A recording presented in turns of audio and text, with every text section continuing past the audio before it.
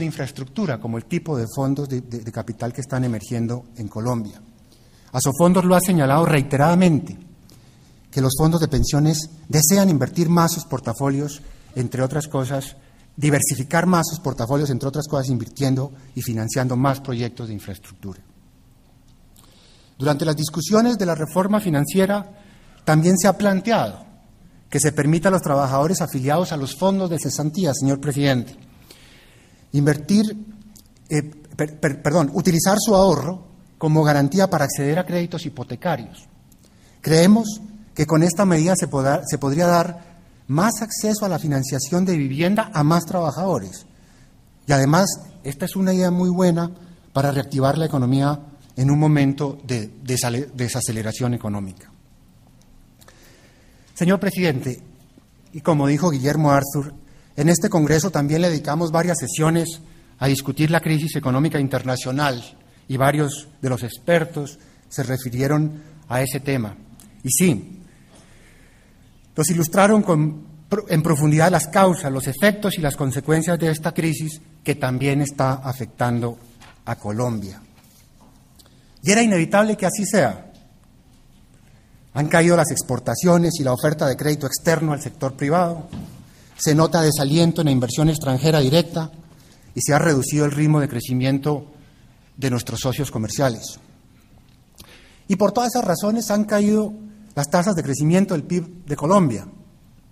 El Fondo Monetario Internacional ya bajó otra vez sus pronósticos para todos los países, incluyendo Colombia. Pero en medio de este panorama tan difícil también hay buenas noticias, como por ejemplo la solidez del sistema financiero. El flujo de crédito a las empresas se mantiene en niveles razonablemente altos y en los últimos 4 meses, en medio de todas estas dificultades, las empresas colombianas han logrado emitir 4.7 billones en bonos corporativos, unos 1.900 millones de dólares, equivalentes más o menos a 1% del PIB. Quiero resaltar, señor presidente, que esta cifra ha sido ponderada por los analistas internacionales y quiero resaltar también que más de un 34% de ese monto fue adquirido por los fondos de pensiones.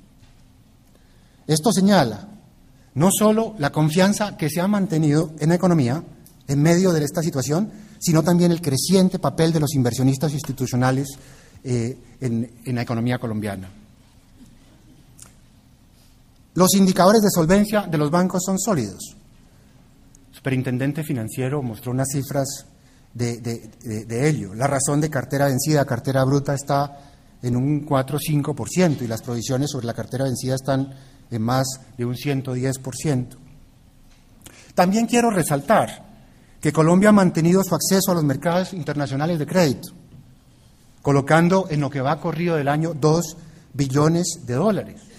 En la subasta última, la del 14 de abril, por ejemplo, se colocó $1 billón contra una demanda de 3.7 billones.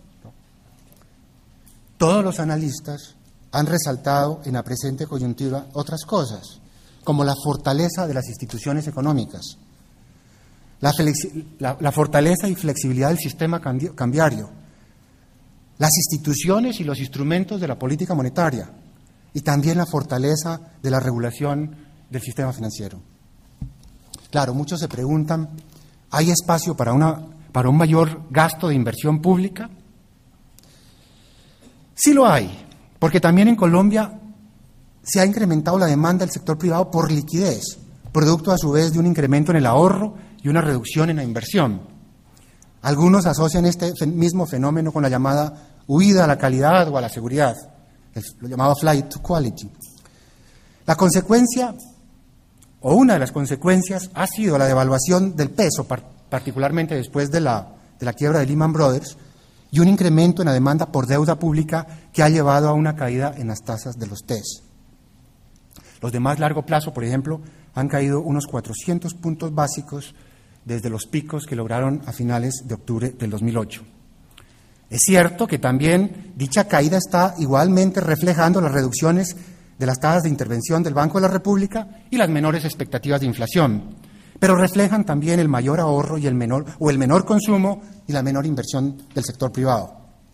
Por eso, y para mantener los niveles del producto y del empleo, ese espacio que deja el sector privado puede ser llenado con una mayor inversión pública. Como mínimo, se deberá ejecutar plenamente el programa de inversión presupuestado por el Gobierno, que alcanza un 2.1% del PIB para 2009. Con cuidado se podría ampliar esa cifra, pero como lo ha reiterado tantas veces el ministro de Hacienda, la situación fiscal también está acotada por las condiciones de sostenibilidad de la deuda para el mediano y largo plazo. Condiciones que, como es apenas natural, los sectores institucionales como los fondos de pensiones o las compañías de seguros miramos con mucha atención. Después de todo, casi un 50% de nuestros portafolios están invertidos en TES.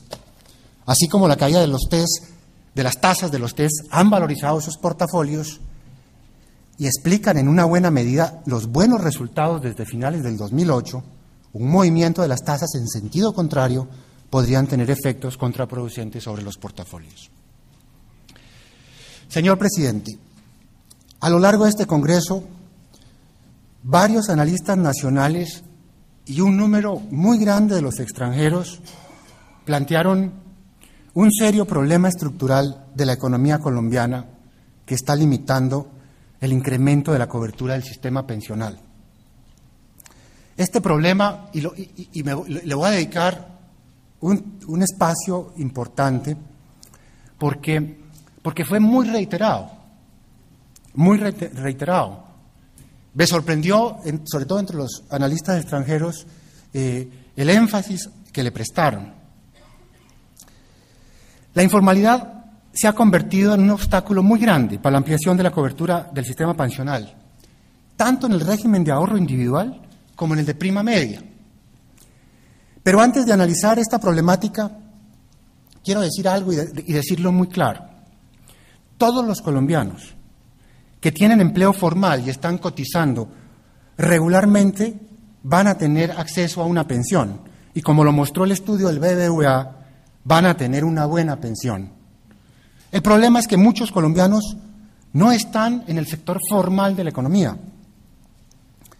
Quiero también reconocer que en los últimos años se han realizado grandes esfuerzos por reducir el tamaño de ese sector informal, para darle trabajo estable y acceso a la seguridad social a los trabajadores. Hacia el año 2002, cuando comenzaba su primera administración, presidente, la inversión total como porcentaje del PIB apenas llegaba a un 13%. En los últimos años subió a niveles de un 26% del PIB, cifras que hasta hace poco parecían irrealizables. Gracias a la seguridad democrática y a la política de confianza inversionista, se disparó la inversión privada, incluyendo la inversión extranjera directa, que alcanzó un promedio de unos 8.7 billones de dólares durante 2006 y 2008. Así, la economía volvió a crecer a tasas muy altas y generó unos 2 millones de empleos durante 2002 y 2008. Por la crisis internacional, la economía perdió ese dinamismo, pero no me cabe duda de que si logramos mantener esas tasas de inversión superada la crisis, la economía volverá a crecer a tasas altas, de forma de que logremos las metas de crecimiento que nos propusimos en la Visión Colombia Segundo Centenario. También quiero reconocer que a nivel micro se han tomado medidas muy importantes, como los avances del SISPRO, el Sistema Integral de Información de la Protección Social, con la planilla integrada de liquidaciones de aportes, la llamada PILA, el Registro Único de Afiliados, RUAF, entre otros. Con estas bases de datos se está realizando un gran esfuerzo cruzando información para evitar la evasión y la elusión de las contribuciones a la seguridad social y los parafiscales. Pero los hechos son porfiados y muchas veces nos enfrentamos a realidades que nos abruman. Según cifras del DANE, la informalidad alcanza en Colombia un 58% de la población. Y haciendo un resumen de los factores que se han aducido como causas de la informalidad, quiero mencionar 4. Primero, hay millones de trabajadores que no alcanzan a ganar un salario mínimo. 2, Los costos no salariales de las empresas son muy altos. 3, el costo relativo del trabajo con respecto al costo del capital se ha incrementado mucho desde